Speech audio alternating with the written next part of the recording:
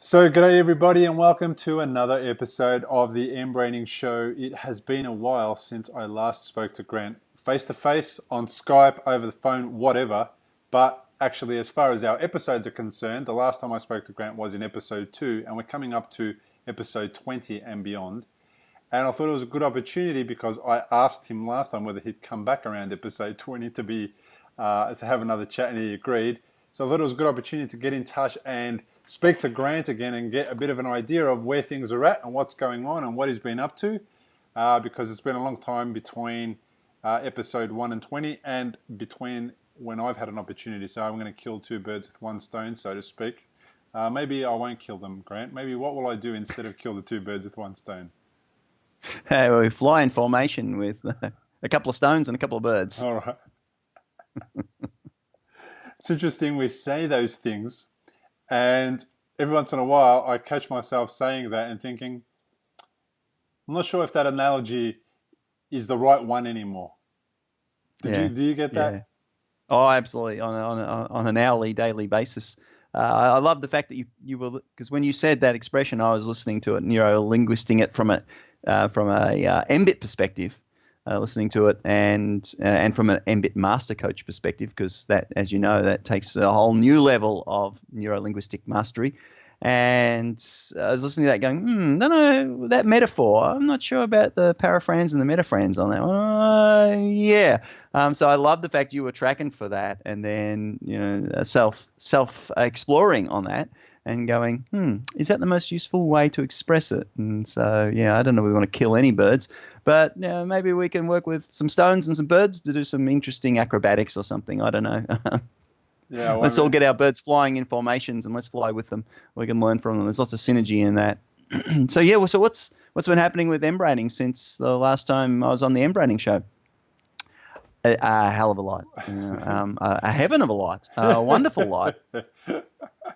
We've now we've grown across over 28 countries now. We have coaches and trainers in over 28 countries. The number of copies of mBraining is just keeping on growing, being sold out in the marketplace, growing and growing and growing. The mBIT coaching workbook, avoiding the enemies to happiness, loving your life, all mBIT-based books, and NLP and positive psychology, of course, as well, all beautifully amalgamated, combined, synergistically. They are all out in the shelves and being used by coaches in their coaching work, and everything's just growing and flourishing. It's absolutely fantastic. Just recently, I was honoured to be chosen as a finalist for this year's NLP Awards, which I thought was not so much a Guernsey for me, but a Guernsey for, of course, mBIT. I think it really highlights the work that Marvin and I did to say that it is on a world NLP stage.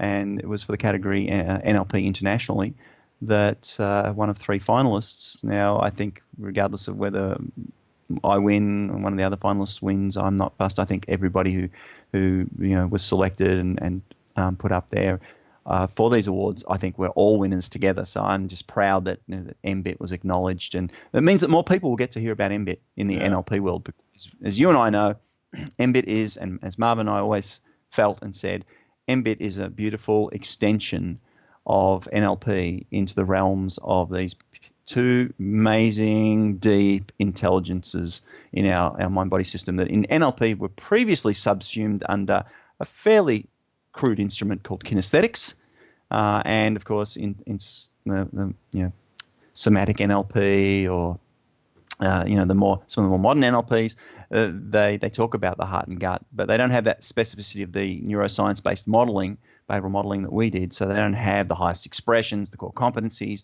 the roadmap, all of these ways, how they communicate, all that depth that mBIT brings to it. So it's a beautiful, beautiful acceptance, I think, and acknowledgement of how mBIT is an important part of the ongoing evolution of NLP. And that's great from mBIT's perspective. It's great from an mBIT trainers and mBIT coaches' perspective because it opens up the marketplace and gives more awareness. So I think that's truly fantastic. And interestingly enough, I just got invited to submit a paper based on that award. A International Journal of Psychiatry has asked me to submit a paper, and I've asked Professor Suzanne Henwood to co-author that with me because we've been doing research for the last couple of years together on mBIT, and we're going to co-author a paper on mBraining and mBIT for how it works from a case study perspective when you look at something like psychiatry.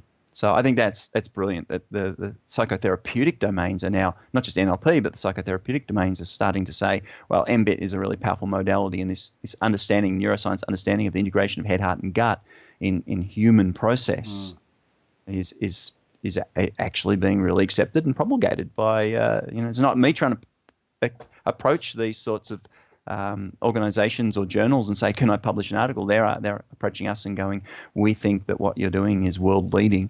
And I'm so proud for mBIT, it's a big deal. Happening. It's a big deal. Imagine getting involved in a scenario where, psychiatrists believe that a model beyond theirs, which I'm sure there's many models that they look into and work with, something beyond theirs can really offer value in treating some clients, because I'm sure that psychiatrists have some success in dealing with all sorts of different issues. But then, like anything, not everyone, not everything, not the same thing doesn't work for everybody all the time, So having more tools is probably the way to go.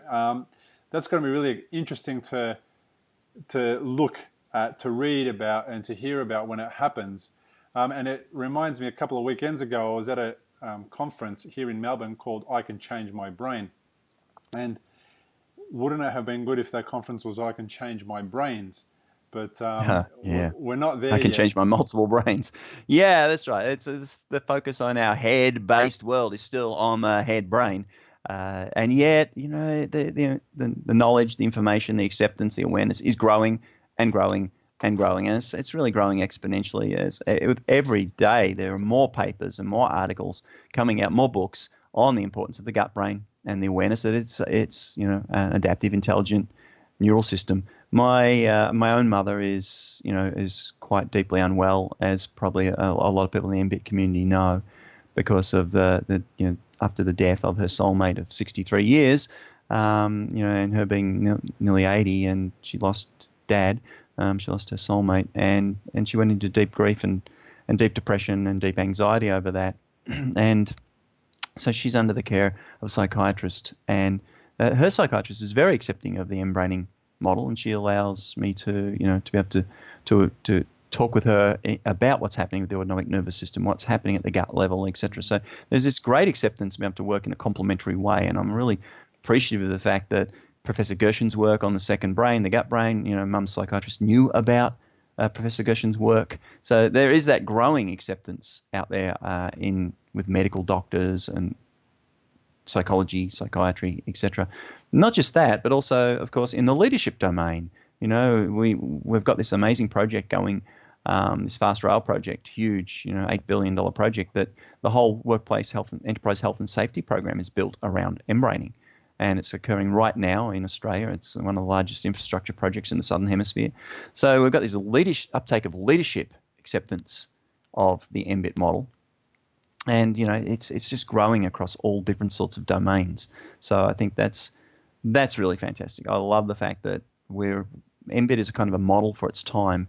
It's at a time when the world needs some wiser decision making. Goodness only knows, look around the world and world politics and what's going on across the planet right now. I think there isn't a person on the planet, with Brexit and everything else that's going on, that wouldn't agree that we don't need some better and wiser leadership on the planet, whether it's in governmental, non-governmental, organizational, etc. We've got this huge exponential change of artificial intelligence and technologies in the process of removing 50% of all jobs, and then our socio-economic political systems have to cope with that. mBIT is beautifully placed. mBIT coaches are beautifully placed to help people with that, and so I just think mBIT's obviously, as it emerged through, as you and I, love the expression radio mBIT. Yeah. As Marvin and I always said, we felt that we were just tuning into radio mBIT, and so as mBIT emerged into the planet through our multiple brains, that it has now, it emerged at a time when A, it was needed, and B, it was very, very acceptable.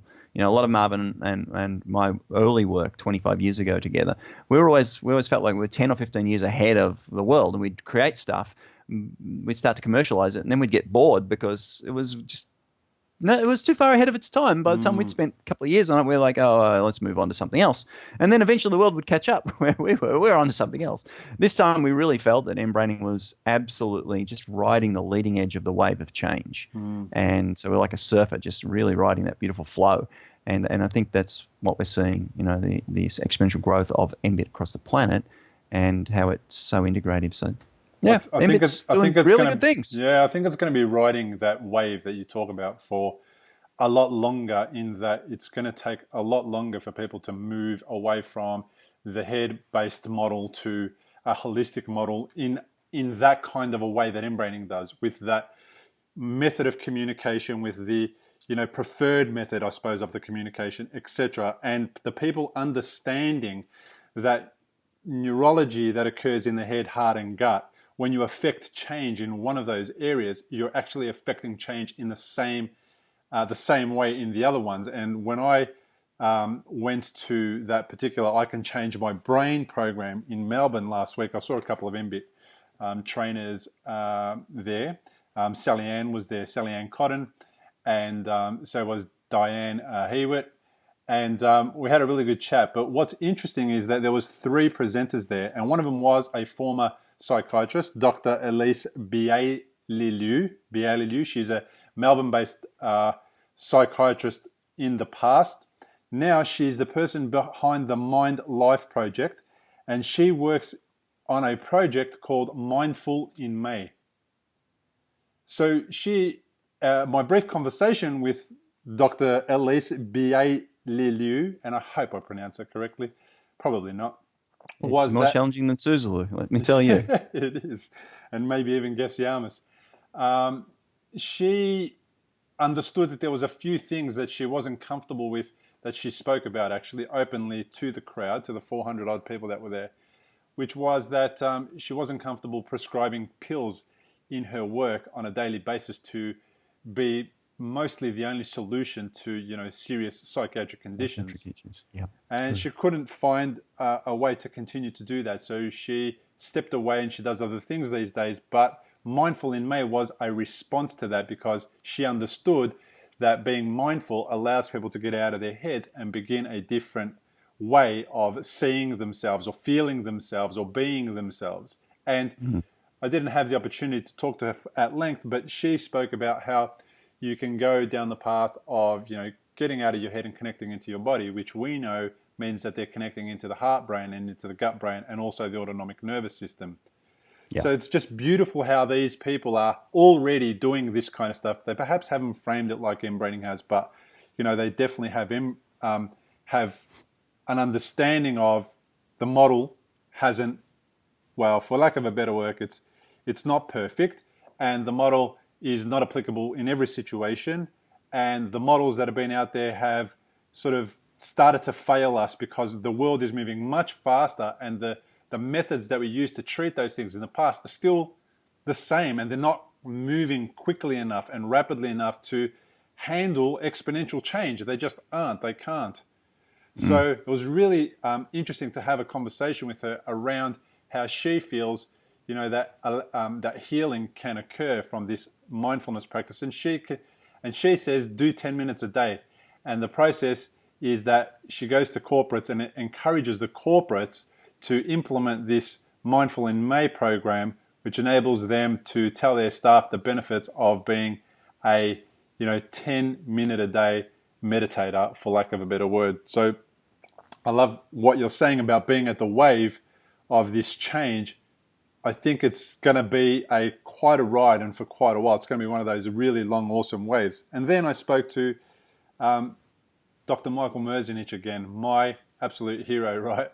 Yeah, he's cool. He's cool. And he doesn't like being called the father of neuroplasticity, because there was, amazing researchers that discovered neuroplasticity. Yeah. We're all standing on the shoulders of giants, my friend, always. Yeah. Yeah. And he talked about how, you can affect change in people who are 80 years old or more by doing brain games. He was, of course, the inventor of Brain HQ and Posit Science, which are brain training games. And even he is of the understanding that, the work is not just something that can be done at a head level. It's got to be done elsewhere. And he's, presenting in the same room with somebody talking about mindfulness, for God's sake. So that was really amazing, and it was a real pleasure to hear him support that kind of work for people healing from different neurological conditions. So when I had the opportunity to pull him aside, one of the questions that I asked him was around about nutrition. I actually asked the panel about nutrition and how important is nutrition in being able to create the right environment to support healing both in the brain and in the body. And of course, all of them said that nutrition is really, really important. And I have this conversation with my coaching clients in that if they're not prepared to change certain bad habits with regards to nutrition, let's just pick one, the Diet Coke addiction. It's something that I had.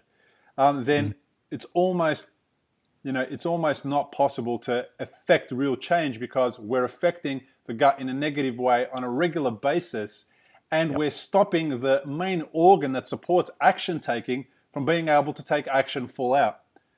So I wanted to hear what your thoughts were on that. Now, we've discussed it a number of times, but let's have a conversation about that, because I think people need to hear more about the negative effects of a diet that's not so good.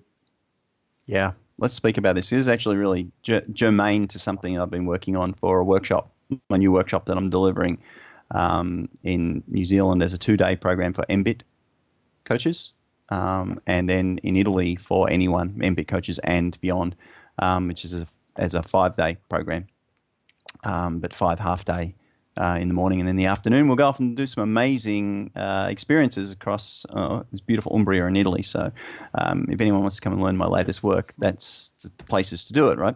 If you want to ride the exponential wave of change, this is some absolutely amazing stuff. But one of the things I've been working on is, what I've been looking at is the time constants of change. The fact that if you want to make effective neurological change, this neuroplasticity doesn't occur in 2 minutes. It doesn't occur in 1 day. Right. And so one of the challenges is if you got a diet. Now we can talk about it as a physical diet, which of course is the platform, like a Maslow's hierarchy of needs, right? The bottom platform is what you're taking in through your breathing and through your mouth, right? So whether it's air or food, that diet of physical atoms and molecules. If you put in toxins in, then your poor gut brain. And remember the lungs are part of your, so when I say breathing, because it's also the, clean air and the smells, if you can smell something, those molecules are getting into your lungs and hooking into receptors, etc., and being absorbed into your bloodstream. So it's equally as important. For example, they've shown that a small particulate, things like carbon particles in soot from diesel fumes, diesel cars, and from forest fires, etc. The burn-offs they do across Gippsland, for example, where I live, every year constantly. A small particulate actually doesn't just get in your lungs; it makes its way into the heart, and it causes heart damage. And they're showing that from all this burn-off and from the number of people using diesel in their cars, it's actually damaging our hearts. So this stuff isn't, when you breathe it in, it doesn't go away, right? If you can smell the smell of it, it's because it's hooking into receptors and therefore it gets into your bloodstream. So your diet, now if you do it once, not a problem. But if you do it once a day or once every hour or etc., if you do it repeatedly, because of this slow time constant of change, then something done repeatedly over time influences the neural shifts. And it is neural shifts because, in fact, one of the things I've discovered just recently is that when we grow new capillaries in our body, it's actually under the control and direction of neuroplasticity. Right? So the actual bloodstream changes in our body are directionalized by neural changes, by neural signals. They didn't know that before. They just thought it was chemical signals that cause the immune system to start growing new capillaries and extending capillaries and widening them or shrinking them. But they've now discovered there's actually, we're synapsing down onto this, and it's all part of the autonomic nervous system. This is part of our neuroceptive system that Stephen Porges talks about. Now, all of this is coming out of the work of an amazing functional neuroanatomist not an easy word to say, called A.D. Bud Craig, Dr. Bud Craig. And he's been, the last 30 years, been working on the autonomic nervous system. And in the last 5 years, he developed there's been new staining techniques, and he used them and discovered the nerves that run in the lamina 1 region of our spinal column, and they are the neuroceptive, the actual neural input, the sensory system of the autonomic nervous system. And they go up into an area in the head brain, which I've spoken about before in mBraining, called the insula. And the insula, or the insular cortex, and the anterior cingulate cortex, the AC, the AC, the insula and the AC are two deep sensory motor areas. The insula is the sensory, the AC is the motor area. And just like we have the homunculus, this, the little man of that's the extroceptive, the introceptive, the interior understanding, the deep visceral sense of self. And Bud Craig talks about it as our embodied self. And he says it's our embodied self is in the insula and the AC. And it integrates in the mid-insula information from the homunculus. So when you imagine something, you're actually literally creating the neural representations of it integrated in to your sense of self every time you imagine something. So we can start with what's your diet of physical atoms and molecules that you take in through your breathing and through your diet. We can then go up to what's your emotional diet. What are the emotings that you're doing? Because the emoting is your autonomic neuroception, right? Bud Craig's latest book, which summarizes the last 30 years of his work, is called How Do You Feel? And that's what I'm going to explore deeply. The whole idea of it, the embodied self. That's what my latest work is on. The embodied self, the mindfulness of embodied selfing and wisdom consciousness. How do you live from a place of consciousnessing that allows you to be on a daily basis and build that through unconscious competence into a set of ways of living into your head, heart, gut, and autonomic nervous system that is deeply embodied in your wisdom. So it's not just a technique you call on when you want to do some wise coaching or make a decision, but it becomes your way up. So you would just not feel like drinking Diet Coke because you would feel the wisdom of these toxic chemicals are not doing me well. And so that from that perspective, you've got your physical diet, you've got your emotional diet, and then you've got your cognitive diet. What are the thoughts you hold in your mind-body system? And thoughts are not just in the head brain. They have real neurological effects, deep embodied. It's all of our language is metaphorical, and that metaphor has been shown through cognitive linguistics to be embodied. And in my own mother's case, we bring this back to something deeply personal. I ask her to make a decision. It can be a simple decision about, Mum, do you want to eat this sandwich? Or Mum, do you want to put this top on now? Or Mum, do you want to get up and go for a walk? To make that decision, she can intellectualize it with me. She can tell me all the criteria. And she can sit there and tell me in a halting fashion all the criteria for why she should or shouldn't do something. Why this jumper or shirt would be better than that jumper and shirt. And she can go through all the left, right column logic of it. But she can't make a decision. And she points at her heart and gut and says, I just can't tell which of these two decisions to make. She's like, I can't tell you. I cannot decide. And it's because right now her heart and gut are all shut down and all awry from the deep loss at a core identity level of her soulmate, right? And so because of that and that deep decision she made throughout the whole of her life, she's embodied. And so each of us is doing the same thing. It's like, what is the consciousness you're coming from? And in the Western world, we've learnt a consciousness of a breakdown of the bicameral mind. We've learnt a consciousness that's basically head-based. We can have a preferred neural syntax of coming from the heart or coming from the gut, but it largely ends up in the head because we live our lives through a set of stories we tell ourselves. We are a narratizing species, and we live semantically in our head, and we've got a society that at school encourages that. It disconnects us from the neck down, from the beautiful wisdom, tells us that our heart and gut are just a pump and some stinky plumbing, and it denigrates the beautiful wisdom of our embodiment. So what we can do is we can attend to our heart and gut, if that's our preference. But it's not about attending to, and here's a real huge BFO for me, it's about attending with. What does it mean to bring your consciousness into your heart rather than your consciousness in your head of your heart?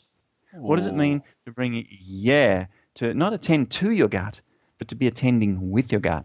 Now, that's a set of words, and in order to experience it, it has to be a set of exercises. So that's why these new workshops are not much theory at all. They're mostly behavioral exercise after behavioral exercise after behavioral exercise, bringing the wisdom of this into actual living of it. So then from that perspective, you can start building the neural circuit. Remember, time constants of change. Neuroplasticity means that you start in the workshop, you live into this, and from that place you start to rebuild neural circuits of consciousnessing.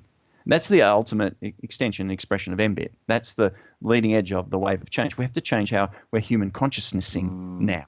It's not just about making wiser decisions. It's about how do we turn up. And as anybody who's ever heard me do an open frame knows, that's why I get up every day. I want to help humanity evolve its consciousness. And what I've done is I've now embraced the latest research, which comes out of the neuroscience research on the autonomic neuroception, and I've built that into looking at the concepts, implications, and applications, doing the CIA on it, generative learning model, and so a series of behavioral applications that are mBIT-based. And so if anyone wants to learn that stuff, come play in New Zealand or come play in Italy. I'd love to share the space with you. They're going to be small, intimate workshops. I've kept the numbers limited because this is my first times of sharing this with the world.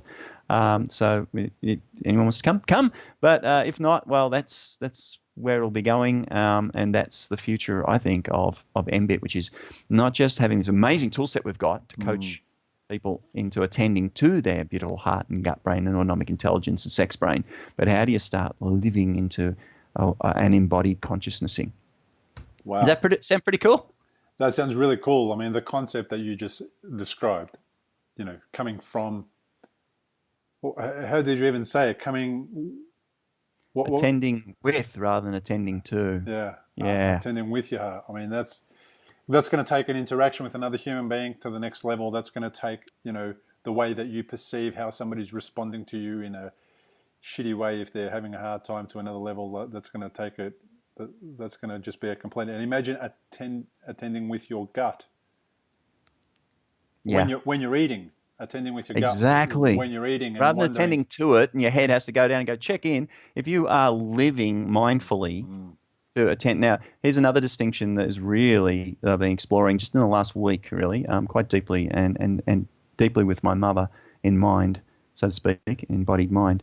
And it comes out of the work of, speaking of Australian psychiatrists, Dr. Ainsley Mears, and some of the work of his son that extended that, who's also an Australian psychiatrist and who studied over in England. And it's about the difference between mindfulness and the ability to be still. Stillness versus mindfulness. So one is about using the head brain to start being mindful of what's going on in the system. Another is stilling the head brain.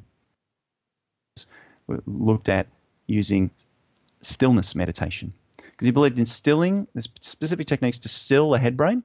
When you still the head brain and just come down in a very, he called it mental ataraxis, a very primitive way of living into the body, you allow that beautiful, you literally are having a heart-to-heart with yourself, a gut-to-gut with yourself.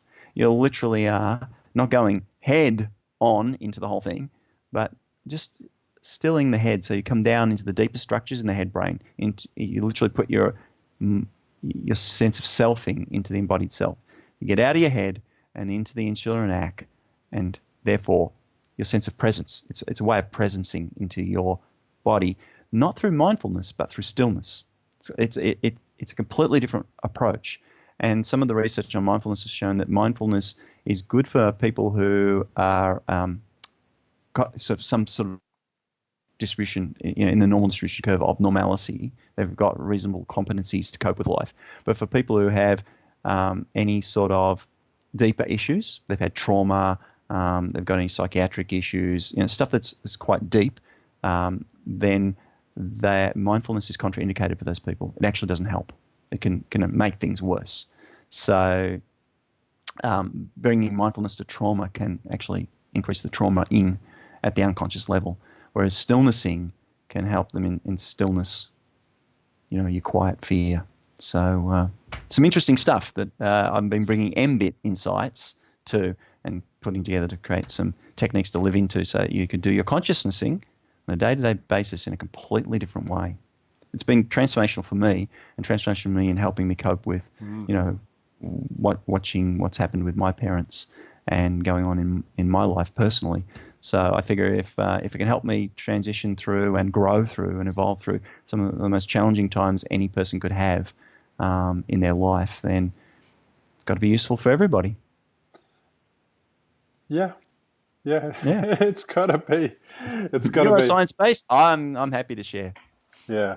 Look, it's got to be useful. I mean, I've definitely had a lot of uses for all of the work that, that I learned early on about mBraining, and then delivering the training was, took it to the next level, took the understanding and allowed me to embody, what mBraining meant to me and how it was applicable, to the next level. So, this opportunity to just even have a conversation with you and think about what you said. Now, here we go. I'm thinking about what you said about coming from, I can't even say it. Like, it's the concept is so full on, is coming from the heart. How did you say it again?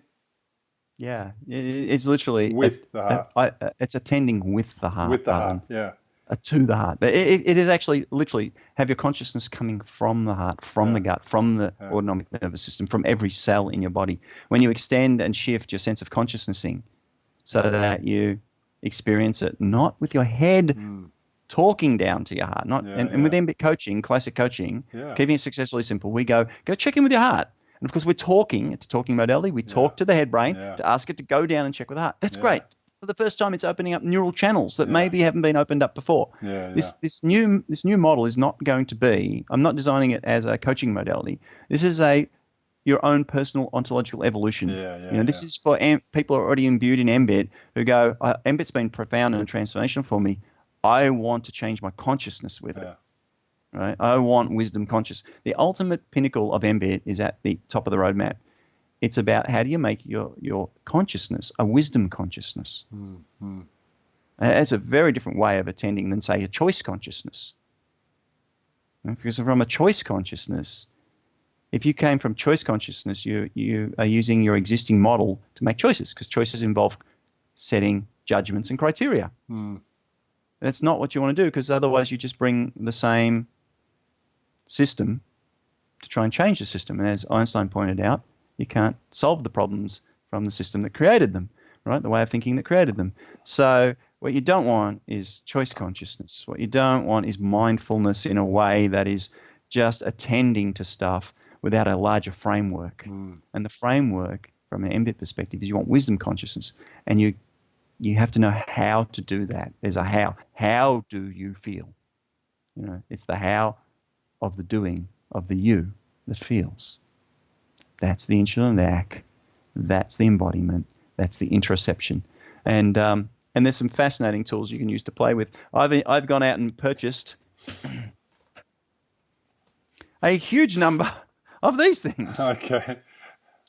Because one of the things we're going to do in our workshops is we're going to actually spend time listening to our own hearts. Oh my Lord.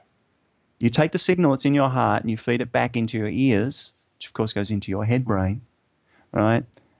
Through the right framework, with attending in the right way, it's transformational. And that's what the neuroscience research has actually shown. I've got studies that I can quote on this. So that's what I've been doing in my own life. Exploring this, and it's transformational. It truly is. And when we talk about listening to your heart, but imagine listening to your heart from the heart, not from the head. Well, you're asking me to imagine it now. Now you're asking me to imagine it, and I'm trying to, and it's not possible. Strangely enough, just imagining it will begin to open up those ways of being. Everyone who's listened to this now, and yourself included, as the days unfold, there's tomorrow and the next day, right? You can imagine that you'll already you'll go and you'll have your next conversation with somebody, and you'll start having a heart-to-heart rather than going head-to-head. You'll start going gut-to-gut. What would it be like if you went the whole body-to-whole body conversation, right? And that's the sort of thing you'll just start noticing, just because I've brought the awareness and the distinctions and the imagination of imagine getting one of these things and listening to your heart. Now, actually do it takes it to even the next level. Right? You get in a workshop and you sit with somebody and then you do it and you debrief on it and we explore and play and we do this exercise after exercise after exercise in a appropriate competency framework, well, you can imagine the scaffolding of generative change that will bring. So, and that's the beauty of mBIT, right? That's the tool set we have. And just like you said, when you train it, it transforms you. And so, yeah, it's a beautiful thing. And that's what I've been doing with mBIT over the last year or two since you interviewed me last. It's just more growth of using mBIT to explore more of the latest neuroscience with an ultimate aim of how do we pragmatically evolve our consciousness of ourselves and humanity to become larger in life, that we feel that we have the scope and that's why I did the Loving Your Life program, so that you would start living into expanding beyond the boundaries that you artificially created for yourself to live a life that is worth loving, right? Which means make an amazing life, make the most of your time on the planet. And I didn't just build that as a program I would run, but I built it as, in a meta way. It's a program that allows facilitators to run and build digital tribes across the planet to do that, and that each of those things building on each other to encourage more interest in mBIT, more awareness of head, heart, and gut and autonomic nervous system, more focus on wisdoming, and more tools to be able to do that. And if each of us continues to do that, uses our own incredible, compassionate creativity to courageously shift the planet through wisdom consciousness, we can reach the tipping point of change. We only need 15% of humanity to reach a tipping point of change, right? That's the sort of numbers we're looking at. It's easy to connect with 15% of humanity. Especially these days. Exactly. Through things like what you're doing, sitting there in beautiful downtown Preston. I'm in beautiful downtown Locksport, and with technologies we can create things that we can share with other people. They can do the same thing, and we build these amazing digital tribes. We shift and then train people's lives to be able to live more of themselves. For me, it really is about, so if you've got one opportunity to live this life as far as we know, so how do you embody the highest expression of you in every moment, and whether you're living or whether you're dying, what's the highest expression of the most aligned, authentic you? We have the tools. Neuroscience gives the insights. We create the implications and applications, and we have an immense fun time shifting, riding this way and directionalizing this wave of change. So come on board, everyone. There's more mBIT to play with.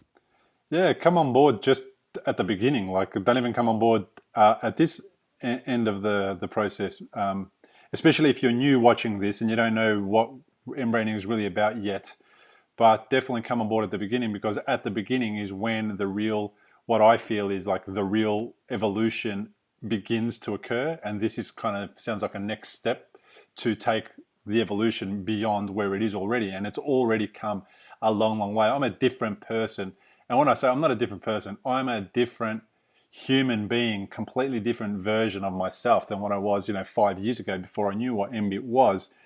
And I say that because I've gone through a lot in that time. I've used mBIT to help me evolve, but I've actually paid attention and noticing, where it is that I've come from and what I was like and why I was the way that I was. And now the reason I was that way is no longer something that can influence me to remain in that way, because I'm more aware of myself. I'm more aware of the external, sources that influenced me in the past and kept me locked into programming that wasn't the programming that I, wanted to operate from.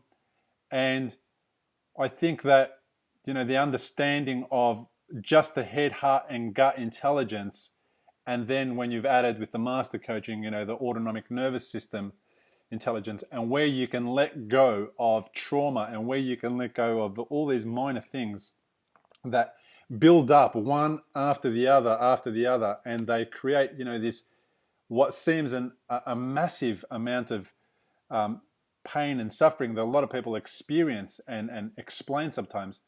I think just knowing where to begin to chip away at that and trusting in the opportunity that you've been given. Well, firstly, Grant, you won the lottery. You were born. Spot on. What an opportunity. A moment before, conception, or a moment after conception, could have happened just so easily, and somebody else was born and you weren't born. you know, a delay in, you know, dad taking the shoes off or mum getting ready, you know.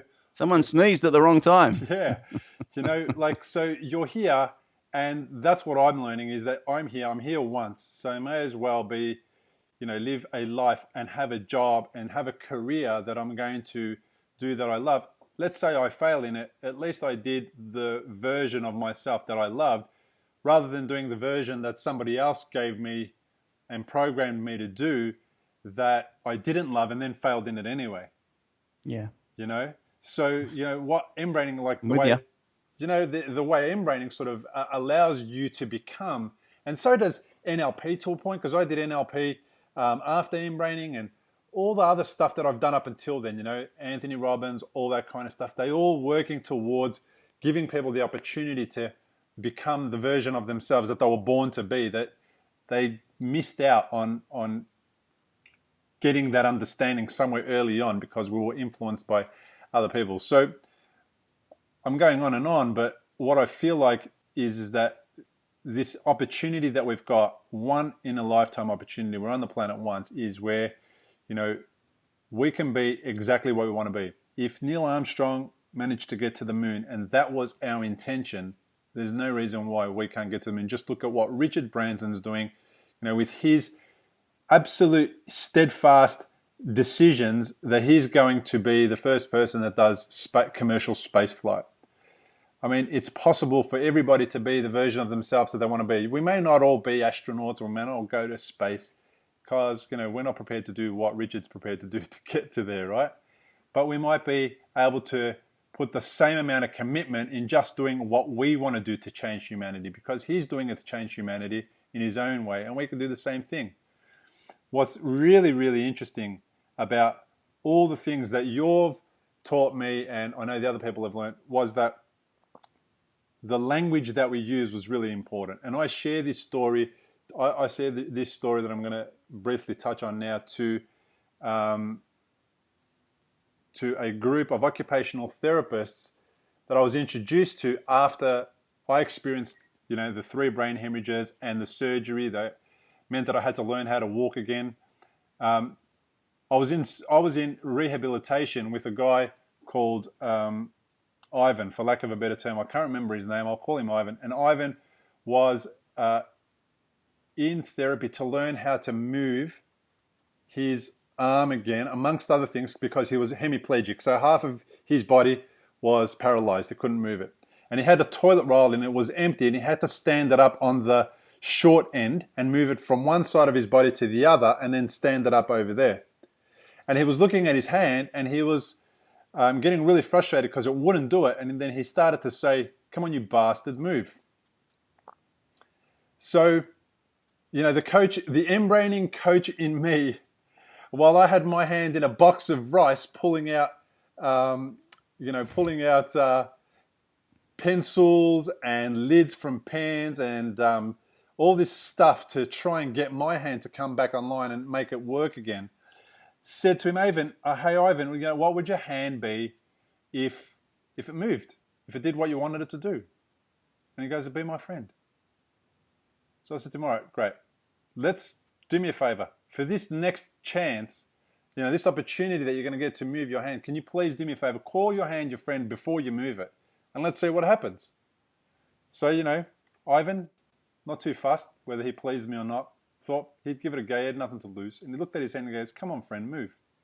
So within a moment of saying, "Come on, friend, move," he was able to squeeze his hand, grab the toilet roll, move it over to the other side, put it down, open his hand, and everyone around him who was trying to support him in the best way that they could, and didn't have, you know, and felt his frustration and didn't have success with him in the past, felt the success that he felt, and everyone got really excited and he started to smile for the first time, and it was amazing, right?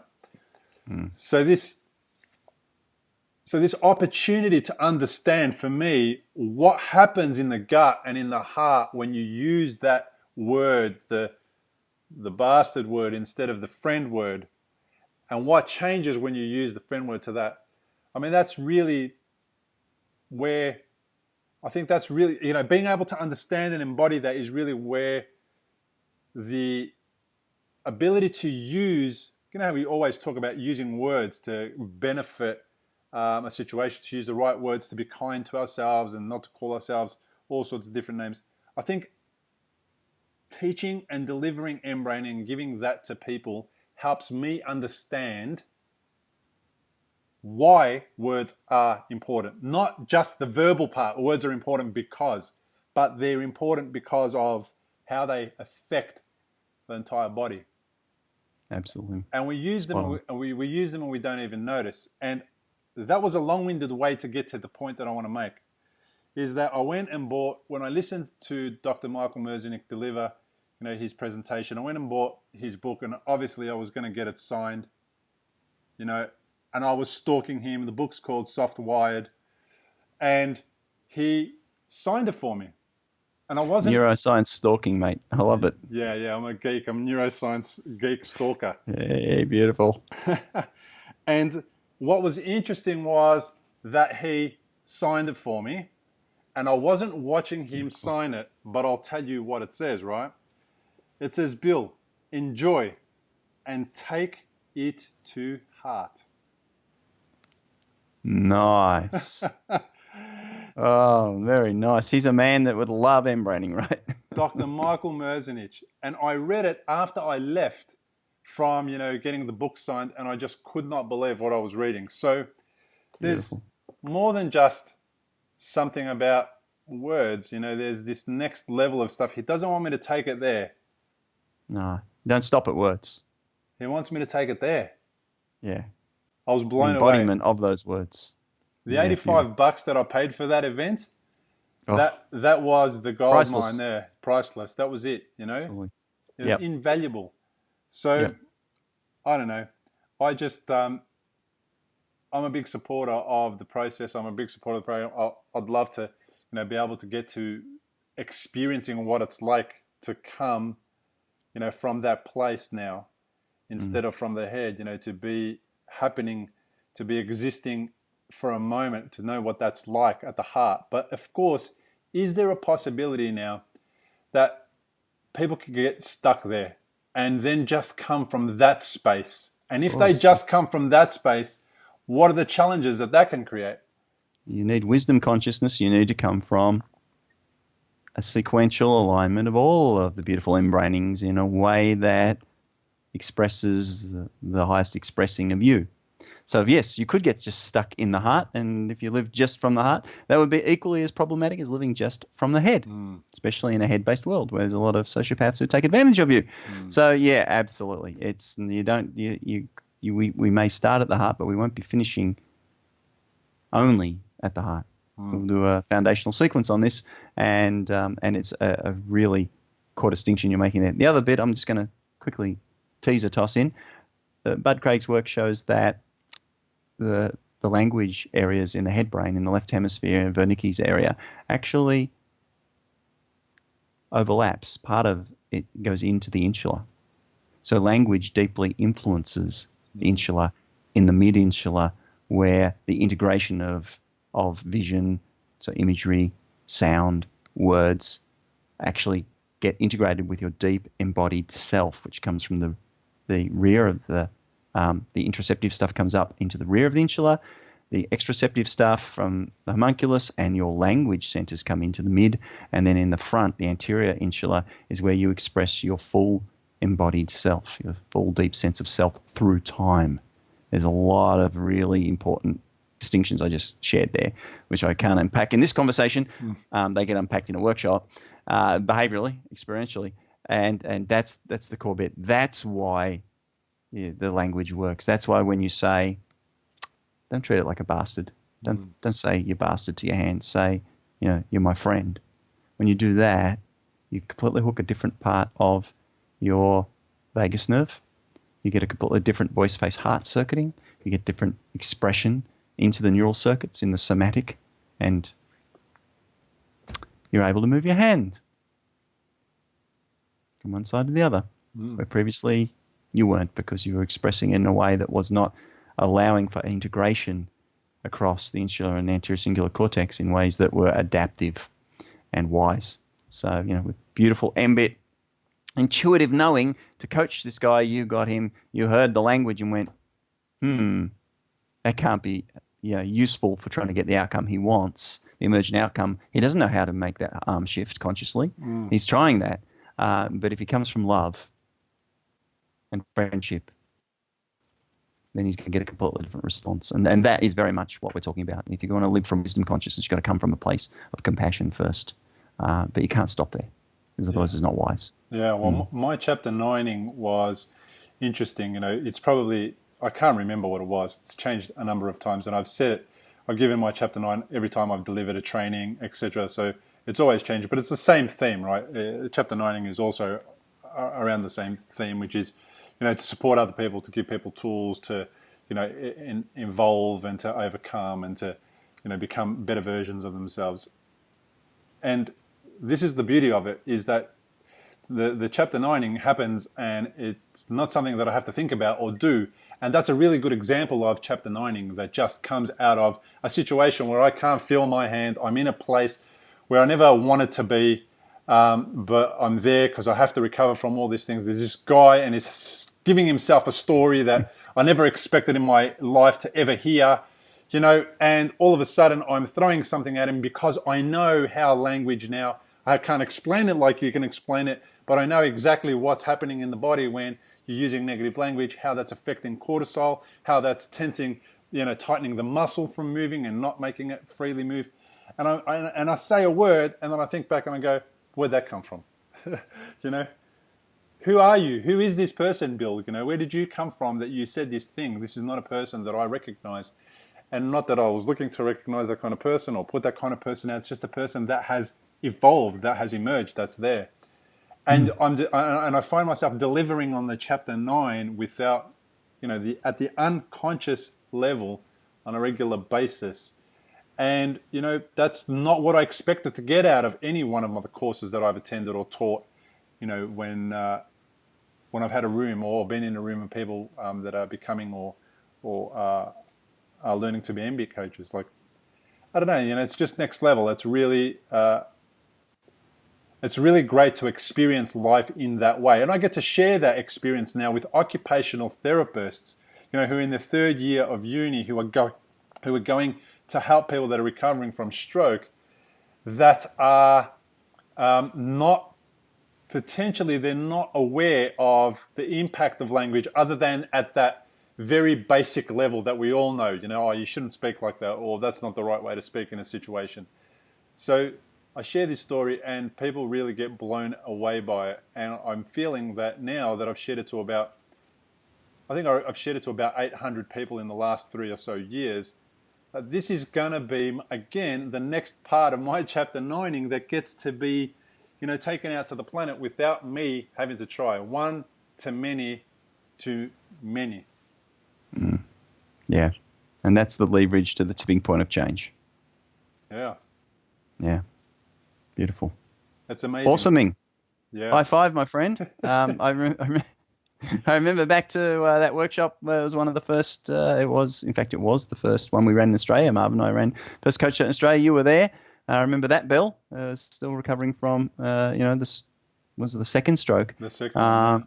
Yeah, and I remember that Bill to the Bill that now I can articulate so many, a different ontology, a different way of being, and it's so beautiful to watch that evolutionary change, because it is something that is about you expressing the highest expression of you, the best Bill, to get out and make a difference, to be the best father, to be the best worker, to go out and you did great work previously. You ran a business that transformed buildings by doing building maintenance on them, and you would have done I know you and your work ethic, you would have done a brilliant job. I'd love you to come and, if you'd still working doing that, I'd get you to paint my mum's house.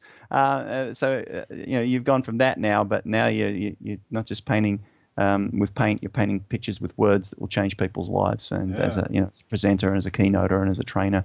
And so I'd like to finish this. We've been going for quite a while now. I'd like to kind of wrap this conversation up by saying, again, kudos and high five to you, because thank you for the time and energy you put in for creating these amazing programs that you do, like mBraining Show and like your Transit Lounge, etc. podcasts. All these podcasts and tools that our community, our wisdom community, has to access, to be able to get, like, for example, how often will they get a chance to sit and have a kind of a yap with me, a conversation with me, in Aussie terms, a yap. It's a sit and have a yap with me, and that's kind of what we've done. We're sitting in effect, kind of sitting in the lounge rooms of our lives, having a bit of a conversation about, so where's mBraining going? What's the multiple brains that created mBIT doing now? Exploring and playing. We've bounced off that. So mBIT coaches, trainers, and anyone else who wants to listen in around the world get to connect and hear that, and that's absolutely fantastic. So thank you for putting the time and energy into that. On behalf of the mBIT community, I want to say thanks, Bill. It's awesome. Thank you, Grant. I've had a lot of people get in touch as well that and they've really made it possible because of the encouragement for me to continue to do this. So thank you to those people. I want to put a call out there, and maybe you can also help me with this so we can encourage a few more people to be courageous and step up and tell us how you're using mBIT across the planet and how it's making a difference in a unique way that, perhaps I haven't thought of, or even Grant has thought of, where it's being applied in areas that we never expected. Give us a shout out, send us a message, a private message, whatever it is. If you don't want to do that, we can explore the concept, unpack it, and give you an opportunity to get comfortable with putting it out there, because the community that you're a part of, that you want to make a difference in, needs to hear from you, and they need to hear from you in that way, in how you can make a difference in your own unique way using amazing tools. So, step up and just share. That's all we're doing. We're just two people having a conversation, and sure, so the rest of the planet gets to see it. But right now, it's only going to warts and all. Yeah, right. It's only going to be two of us just sharing that. Also, if you get an opportunity, do us a favor and like this on YouTube, because it'll appear on YouTube, and share the podcast, because that'll help it to go out to more people. I don't actually make any money of this, although I do, do a little bit of an advertising thing to get people to learn more about me. I don't make any money out of this. It costs a little bit of money to get up and running, and there is, a lot of time that's spent, at least an hour recording every episode and at least an hour editing every episode to get it out there. So the more shares, the more will make the value, better, in that it'll go out to more people, and the cost per person listening, is going to be, minuscule, and that'll be fantastic. I'll really appreciate that. So like it, share it, leave a 5-star review on the mBraining show, and on iTunes or wherever you find it. That'll be really appreciated. So Grant, do your thing, mate. Let them know, encourage them, tell them, for me, with me, together, two multiple brainings and etc. Yeah, we've got more multiple brains here than we can shake a neurological stick at. Yeah, absolutely. I couldn't say more than what Bill's just said. From my heart, and deep in my heart, please, please, please, if you would do one thing, it would be to help spread the love of mBIT across the planet, is to change people's lives. Is we've got these amazing resources we're creating, all of us, myself, Bill, other mBIT trainers and coaches across the planet are creating all sorts of videos and audios and podcasts. We're getting a growing library of these things, and they sit, on YouTube and, other websites, Vimeo, etc.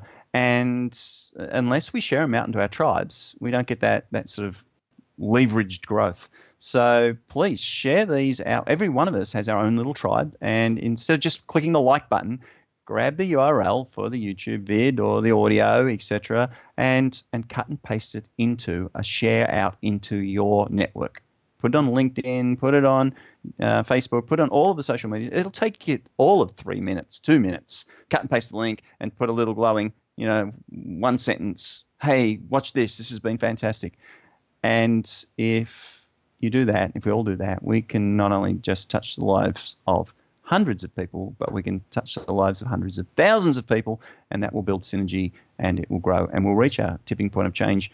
Remember, the Dalai Lama said that and I totally, totally concur, if we taught something like mBIT, he didn't say mBIT, he said meditation, but, mBIT is an advanced form, deep, aligned with all of the wisdom and spiritual traditions form of meditation. We taught mBIT to every 7-year-old child on the planet, we would end war in 1 generation. So it is doable that we can literally change the nature of consciousness on the planet. We won't do it by watching something ourselves and then doing nothing with it. We've all got to pick up those starfish and throw them in the water so we can make a difference to this one. So please, please, please, please, as Bill said, there's one thing you do, have the gutsy courage to frickin' grab the link to this thing and spread it to as many of the people you know as possible. Could I say it any more bluntly? No. And if you're new and you're coming across mBraining and this mBraining video for the first time, and this did something for you, Google mBraining. The field is available in 28 countries. The podcast goes to around 40 countries. Whoa. So, there's a heap of people that you can find and connect to. And if you're new, a new coach or a new trainer, and you put it out there, this does go to 40 countries, and mBraining is in 28 countries. You just don't know where the opportunity could come from.